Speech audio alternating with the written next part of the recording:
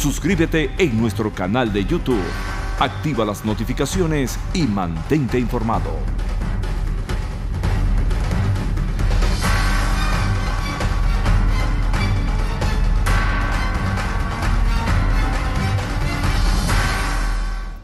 Regresamos con Agárrate.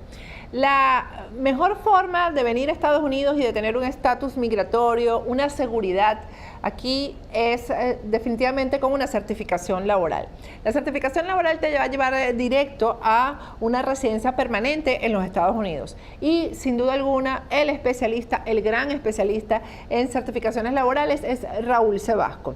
Raúl Sebasco tiene más de 25 años trabajando esta materia y está reconocido por todos los abogados de inmigración aquí en Estados Unidos. Visita su página web o llámalo por teléfono y tienes el número de teléfono en pantalla para llamarlo directamente desde Venezuela y consultar con Raúl Sebasco acerca de la posibilidad que tienes de acceder a una certificación laboral.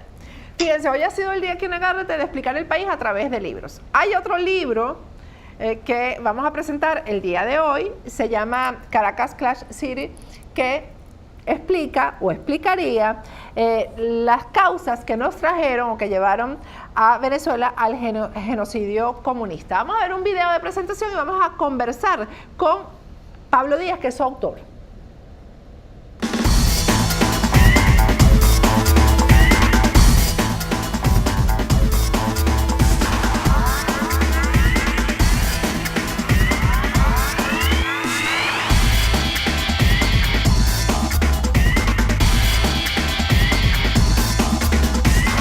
Saludos, mi nombre es Pablo Díaz, licenciado en Artes Plásticas, mención cum laude. Previamente había hecho estudios en la Escuela de Arte Cristóbal Rojas en el área de diseño gráfico.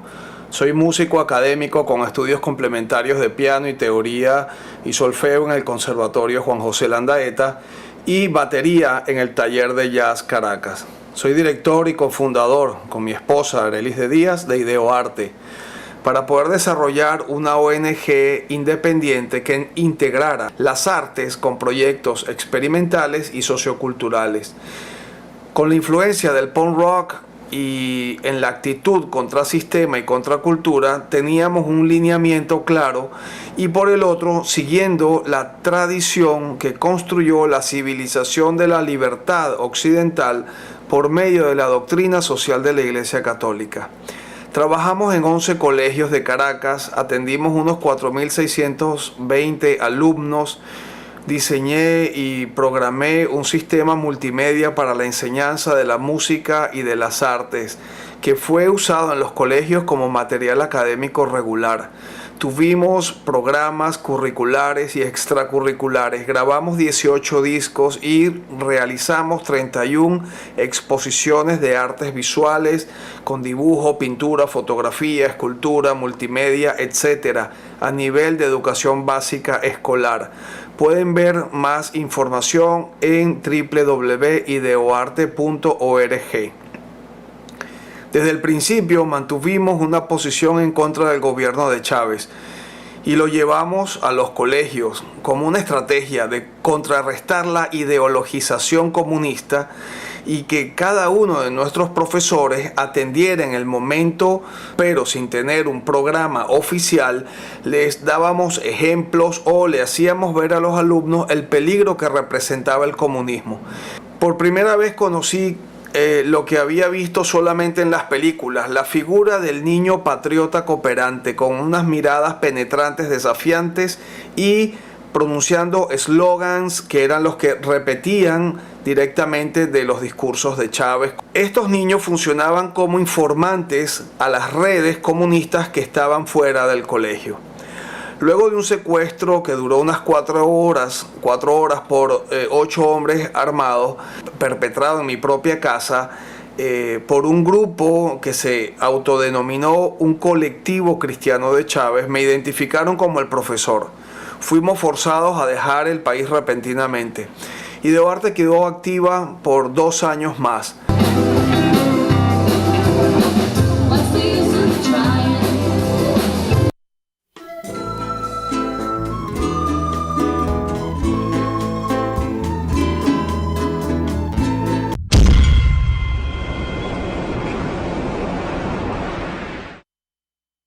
Bueno, ya está vía Skype con nosotros Pablo Díaz, el representante de la ONG Ideoarte. Buenas noches, Pablo, ¿cómo estás?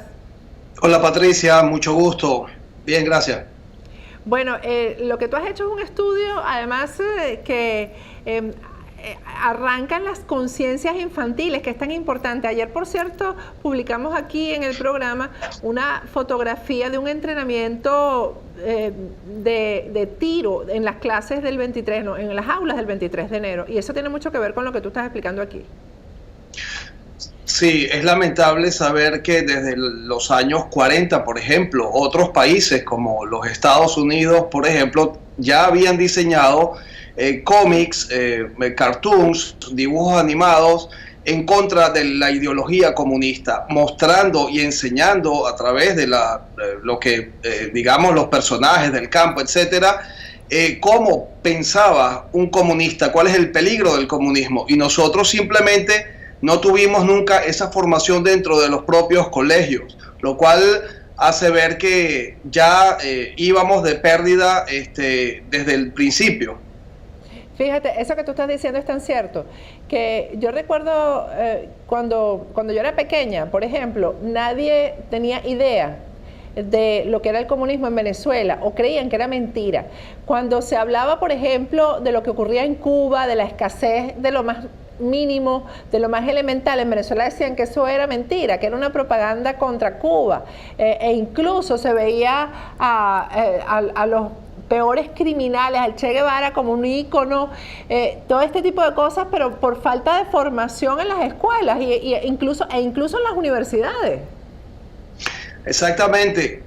Y la clave de este libro que escribí con el apoyo de otros amigos, aunque ellos no están de acuerdo con la tesis central, cada quien participó de una manera independiente, pero entre todos, digamos, construimos la lectura de la época. En el libro queda claro que la educación fue conculcada por los comunistas desde el principio. No solamente eso, la educación religiosa también. Nos dieron un catecismo bastante elemental que no era suficiente para enfrentarnos a los problemas de hoy en día, ni tampoco daba todas las explicaciones. Entonces, el sistema desde el principio estuvo comprometido. Un ejemplo es cómo no se nos dijo que en 1945, durante el bombardeo de Hiroshima, 4 sacerdotes jesuitas sobrevivieron en medio de la explosión, y hay una foto aérea que tomaron los helicópteros para hacer el reconocimiento de la zona del desastre, y encuentran a estos 4 sacerdotes parados en medio de la nada, con sus hábitos negros, y uno de ellos se hizo muy famoso, Hubert Schiffer. El padre Hubert Schiffer luego dio conferencias por el mundo con el eslogan de "El rosario es más poderoso que la bomba atómica". Entonces uno se viene a enterar de eso hace poco, cuando esto debió ser parte también de la formación o de la catequesis en primaria, de tal forma que teníamos, a pesar de estar creyendo que estábamos en democracia, y a pesar del gran esfuerzo que ha hecho la Iglesia Católica, porque no estoy hablando en contra de la Iglesia, sino en contra del sistema educativo que tenía a todo el mundo de las manos atadas. Acuérdate que todo lo que se daba dentro del colegio tenía que ser supervisado, fiscalizado por el Ministerio de Educación. ¿Y quién estaba detrás de todo esto?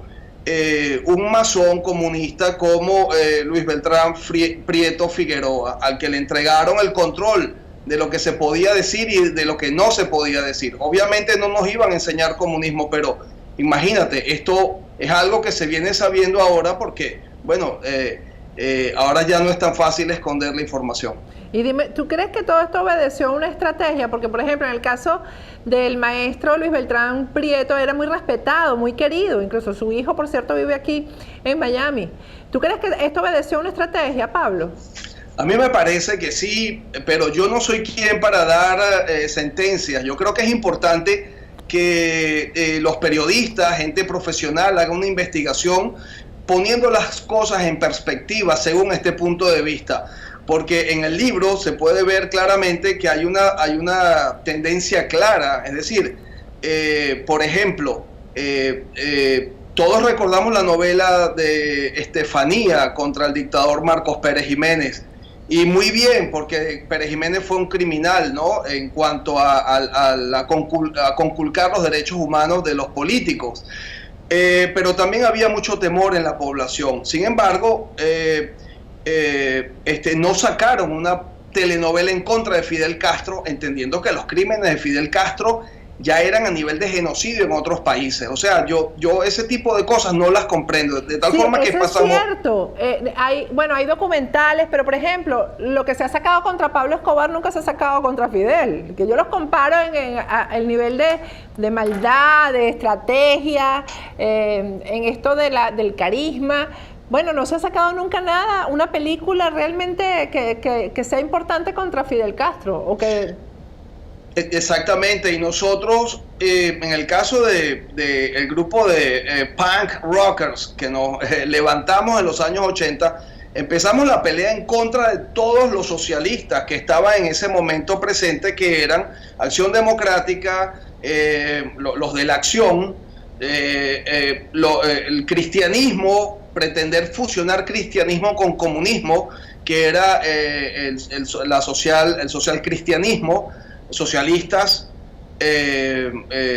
digamos cristianos, o pretendiendo, eso tenía que ver con la teología de la liberación, que fue condenada por el Papa Juan Pablo II, y luego el otro partido eran los socialistas, de tal forma que teníamos como un embudo donde teníamos socialismo en las tres puntas, y eso nos iba a llevar inevitablemente al hueco, al desagüe, que es el comunismo. Vamos a hablar de eso al regreso, Pablo, que es muy importante, porque realmente yo te confieso que jamás vi al socialismo como comunismo, pues, o sea, yo sí tenía claro lo que era el comunismo, pero jamás pensé que del socialismo se podía permear tan rápido hacia el comunismo, y yo quiero que nos hables de eso al regreso, y de qué tuvo que ver el punk rock, la música, todo esto en el comunismo en Venezuela. Vamos a ir a un corte, pero primero vamos a hablar de esa necesidad de medicinas que hay en Venezuela, la crisis que viven los venezolanos. Bueno, aquí tenemos un gran aliado en el sur de la Florida, se trata de Farm Aid. Visita la página web de Farm Aid, que es www.farm-aidrx.com. Ahí vas a poder leer todas las condiciones que ellos tienen para poderte vender las medicinas y enviártelas a Venezuela. Y para quienes vivimos aquí en el sur de la Florida, Farm Aid está afiliada a todas las empresas de seguro, así que con tu tarjetita de seguro llegas y todo te va a salir mucho más económico. Ya volvemos.